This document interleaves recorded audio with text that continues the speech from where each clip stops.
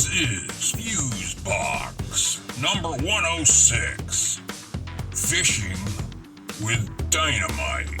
And you may be the one that got away. Just as slippery as those pesky elections. Hello, friends, and welcome in to what is indeed Fusebox number 106, Fishing with Dynamite. As we all love the smell of exploded fish carcasses in the morning, don't we, though?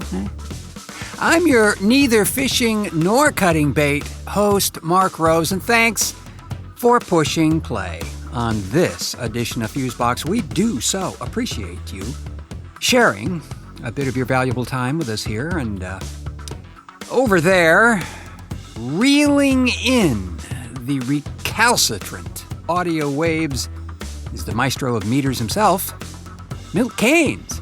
Everybody. Thank you kindly. So, how about those election returns? Think we're sending a message yet? I sincerely hope so.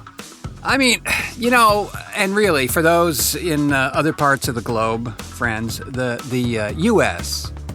had what is referred to as a midterm election for various political offices. The House of Representatives and the Senate being the hot buttons this time out, as well as many races for governor.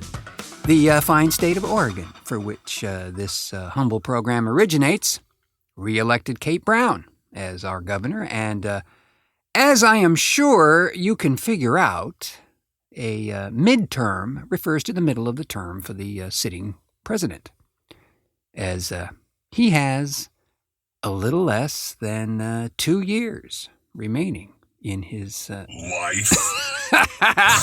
Well, many would probably wish that it were so, but who knows? In a way, maybe. Well, the good news, though, is that the House of Representatives is now mostly blue, right? Yeah. And by that term, blue, we don't mean they're doing raunchy stand-up. I don't know, man. Some of those folks are pretty damn funny. True. But yes, you are correct, sir. The Democrats have taken the majority of seats in the House, which will, of course, create some interesting possibilities. Can you say impeachment? Well, the Senate actually has the final say there, and they may be a wee harder to convince, but who knows? By the way things are going... yeah, and the shenanigans continues. You heard about Justice Ginsburg's fall, right?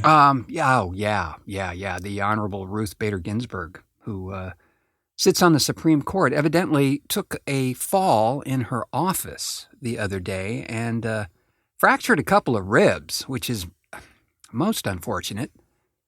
She's said to be doing fine, and personally, I'm relieved to hear that. She's a remarkable woman and one of, sadly, only 4 more liberal-minded justices on the bench. So yeah, it's got my spidey sense tingling, man. Oh? How so? Well, and it's mainly your fault.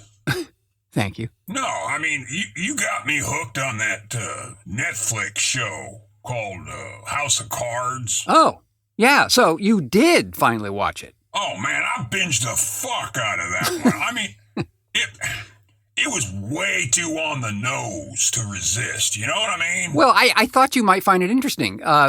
For those who aren't familiar with that Netflix series, although I'd suspect there'd be a very small portion of our audience here, it ran for about 6 years and just wrapped up this year. Partially due to the untidy events, surrounding actor Kevin Spacey's activities, who coincidentally played the President of the United States in that show. That show's just crazy accurate, man. Well, in a way, it's, ripped from the headlines, but unlike a show like West Wing, which was also a fine program about the goings-on there at 1600 Pennsylvania Avenue, although not with an eye towards the devious, as House of Cards certainly is. Well, and that's kind of what got me thinking. Yeah? Remember in season 5, when, and I'm not gonna do the spoiler thing here and ruin the damn show for someone who hasn't seen it. Good. But remember at the end of season 5, somebody has a fall, and as we're all watching the actual cause of that fall, we see that the person who fell was actually pushed. Oh, I see where you're going. Do you think that Justice Ginsburg may have been pushed, man? Really? Why not? She's, like you just said, one of only 4 liberals on that bench. And she's 85, man. Hate to say it, but they could make it look like an accident. Well, that's dark. I certainly hope that's not the case. Or, if it is the case, then the deviants who plan that activity should be immediately exposed. That's just evil. It's just politics, amigo. Right? You know, maybe suggesting this show to you was not such a good idea. I don't know, man. When you take a look back at some of the hits in the world of politics, starts to look like some kind of Murder Incorporated thing, you know? Well, I'd agree there have been some notorious actions in that show, for sure. And by comparison, just to give yourself a little A-B thing here, check out the British version of that show, also called House of Cards, done back in 1990, and written by the same chap, Andrew Davies, who co-produced this U.S. version. And I gotta say, you want devious?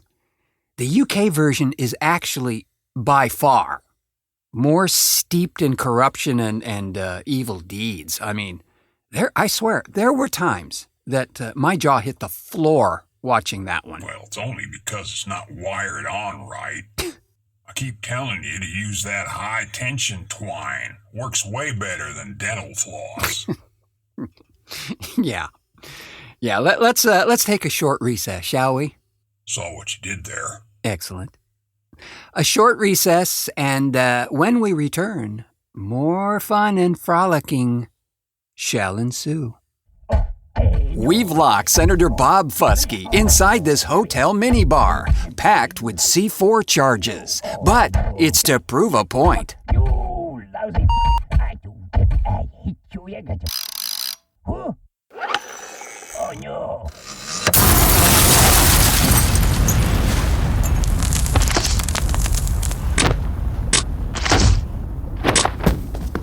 TheFuseboxShow.com. Good guys and bad guys.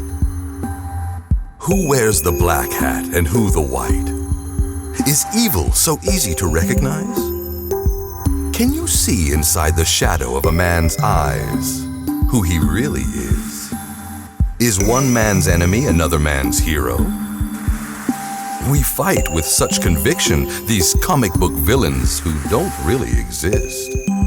Perhaps by looking in instead of out, we'd find the very thing we hate, and making peace with that incorrigible demon, set ourselves free.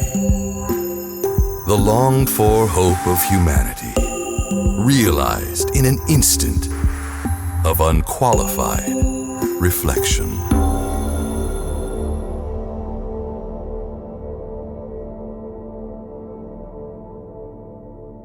Very fitting to this occasion, I believe. That was a piece written by Laurence Overmire called Good Guys, Bad Guys, and read there by our buddy Eric Newsome. That piece can also be found in the audiobook version of Laurence's book called The One Idea That Saves the World, which is a great read, by the way, in either format. Thanks again to Laurence for the opportunity to create that piece with him. And at the risk of droning on a wee too much on this political topic. Drone on, amigo. Well, Has it occurred to anyone else out there the uncanny resemblance that the almost new, Attorney General has to Vincent D'Onofrio's Kingpin character in the new Daredevil series? Huh? Separated at birth? Try it. Do a search for Wilson Fisk or Vincent D'Onofrio, and then search for Matthew Whitaker. It's just crazy. Holy shit! Yeah, see what I mean? Friends, do try this at home, and you will be amused, if not amazed. Art imitates life imitating art. I haven't watched that Daredevil thing, but this is some crazy shit right here. Yeah. I've posted this on the Fusebox Facebook page as well, so it's worthy of consideration. Also, and I promise, this is the button up on politics, as I have mentioned many times in the last couple of years, that we should most likely be grateful to the Orange One for allowing a stench of corruption to waft so widely that even the most olfactory challenged among us can savor this stink. This has been proved yet again by the number of registered voters, particularly the younger folks, who actually did get out and vote this time. I mean, here in Oregon, I think the turnout was in the upper 40%, which by today's standards, friends, especially in a midterm, is pretty damn respectable. So thanks, Don. This was that wake-up call we ordered at the front desk. So are they still counting votes in Florida? You mean from 2016? Well, actually, it appears that both candidates in the Senate race have filed suits claiming some sort of shady tactics here or there. Republican Rick Scott actually went so far as to file additional litigation requesting the Florida Department of Law Enforcement, quote, impound and secure the voting machines until after the recount, and that all votes counted after noon on that Saturday deadline not be counted. Yeah, Rick Scott. Isn't he that guy that looks like Skeletor? Well, now that you mention it, it appears now, though, at least as when we're doing this recording, that the votes are still being tallied. It just is that in some of those Florida counties, they have very antiquated voting machines for this recount purpose, at any rate. Still using the one hamster model?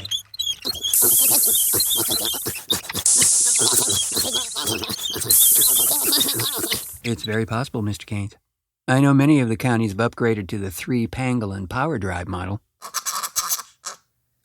Thank you. But embracing new technology is slow in some places. Another little sidebar to this is that a U.S. district judge has now given the state until Saturday the 17th to correct signatures that were deemed unreadable, evidently. And we're at risk of being discarded, so we'll just have to see. Perhaps by 2020, we'll get these results totaled out. I don't know. Might be a bit optimistic there, amigo. Mayn't be the case, Mr. Keynes.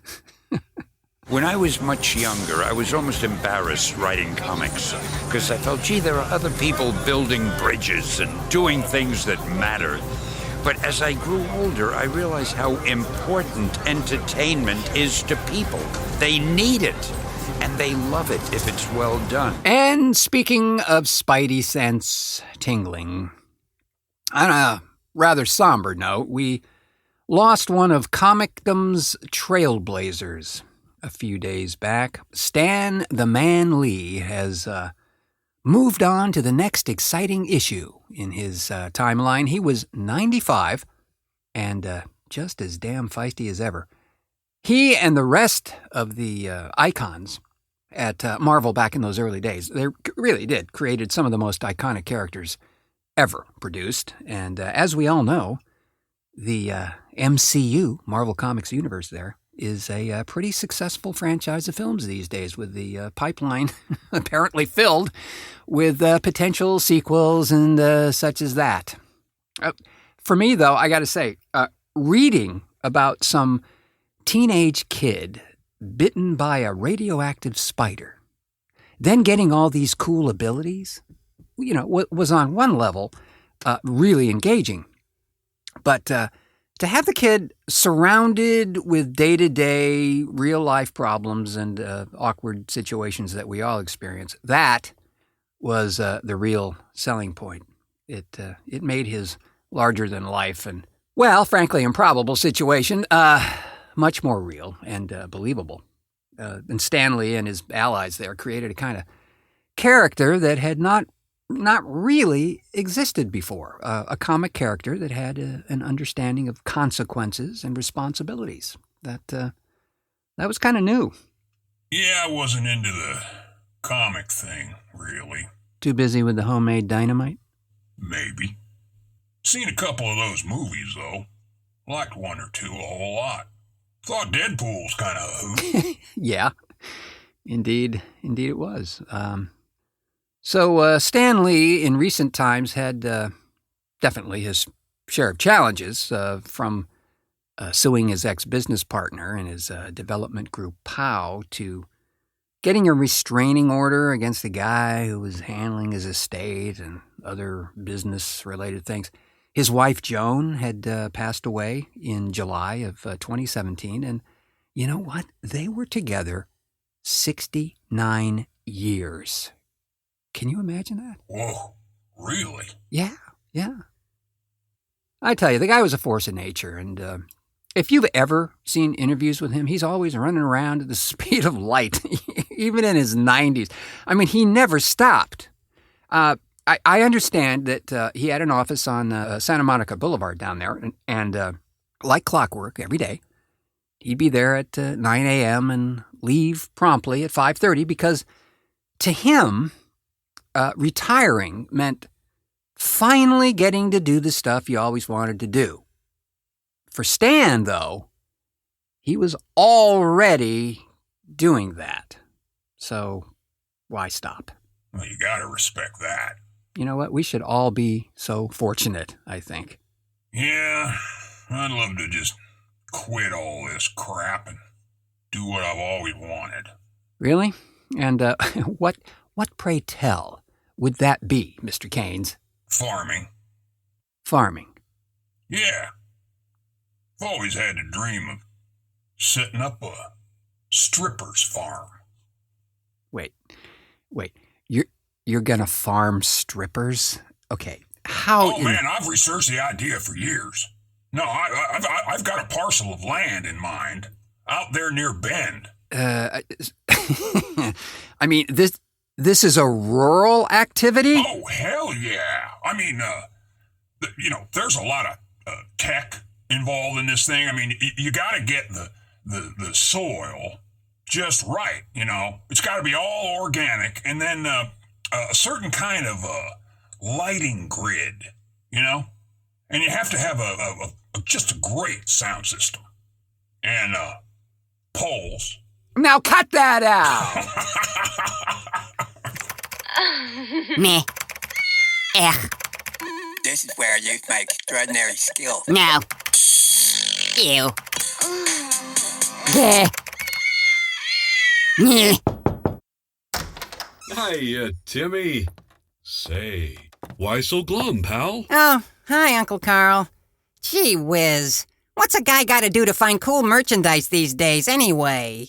I've been searching online everywhere, and golly, all I can find is lots and lots of girl-on-girl porn, pictures of cats, and posts from losers who live in their parents' basement playing Pokemon Go. Whatever the fuck that is. But I can't find neato shirts or coffee mugs or anything. Gosh, I'm about to lose my shit. I really want to find a hip flask so I can sneak hooch into church like you, Uncle Carl. But I just can't find any. What the fuck am I gonna do? Well, Timmy, that sure is a dilly of a dilemma. But here, let me show you where to look. God gosh, look at all that swell merchandise. Wow. Thanks, Uncle Carl. Fusebox is the shit. It sure is, Timmy. It sure is. Thanks to Fusebox, Timmy can get himself a genuine Fusebox hip flask, so he can get shit-faced in church just like Uncle Carl, who isn't really Timmy's uncle, but is just a nice man who lives in his van down by the river. Find Fusebox hip flasks and other swell merchandise at thefuseboxshow.com. That's thefuseboxshow.com. Uncle Carl, I don't have a credit card. Now what'll I do? Why, that's easy, Timmy. Run in there and get your mother's purse.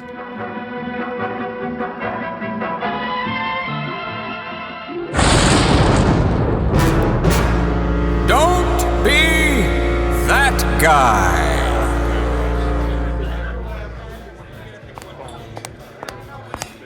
Here you go, guys. 3 cold ones. Ah, thanks, Vicky. Thank you. Nice rack.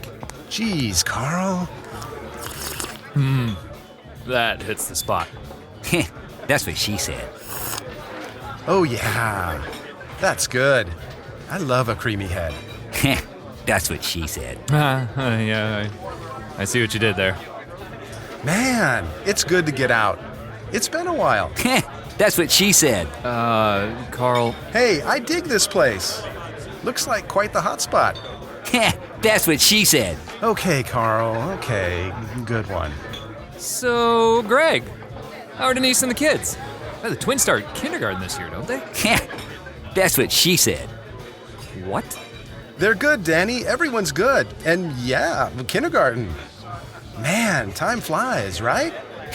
That's what she said. Oh, come on, Carl. Enough already. That didn't even make sense. That's what she said. Dude, seriously. How we doing, guys? Ready for another round? Or maybe something to eat? We have a special on fish tacos. That's what she said. Carl. Or how about some sliders? We have beef or... Yeah, I really like the pulled pork. That's what she said. Hey, man. Listen, Jeez. Carl. It's okay. It's okay. I'm good. I am good. That's what she said. Look, asshole. It's been a really long day, okay? My feet are killing me, and I still have to sling drinks for another 4 hours before I get to go home and study my ass off for a big test tomorrow, which means I'll be cramming all night and... That's what she said. Ooh. So, another round, guys? Actually, I think we'd like to buy you a drink. Sounds good to me. I could really use a stiff one. That's what she said. Come on. Be honest. You know that guy. You know him. That just discovered that he made a joke that gets a reaction once, and then like an infant that discovers that yelling gets attention, he hammers the hell out of that joke, right? Yeah, I'd say a punch in the neck fixes that right up. Alas, it does. Thanks to our collaborators on that one for sure, Nick Anderson, Joe Liston, Sabra May, and of course, Jeff Pollard for their spot-on performances there. And, friends, it's coming up on that season again. Humbug. I'm not in disagreement with you there, Mr. Keynes, but I just wanted to briefly say that those who follow our Facebook page, and that should be you, should keep a third eye peeled for notices regarding some rather terrific sales that will be forthcoming from our Fusebox store, and we're taking major discounts on things, so you are now officially informed. See, I feel better already. Younger even, and with more hair. Did you actually need more hair? No. Okay. So with that, dear friends, we'll take our incendiary devices and blow this pop stand, but not before thanking the tireless vocal performances of our contributors on this edition of Fusebox: Nick Anderson, Joe Liston, Sabra May, Eric Newsome, Laurence Overmire, and Jeff Pollard. Thanks, as always, to the highly flammable Milt Keynes for technical assistance. Spin a slice. And of course, thanks to you as well, friends, for pushing play on this edition of the program. We do appreciate that, as well as your efforts in subscribing and liking and all that great stuff. That is, of course, the fuel for the modern entertainment engine, is it not? Mm-hmm. And I have been your hanging Chad host, Mark Rose, saying, until our next cartoon.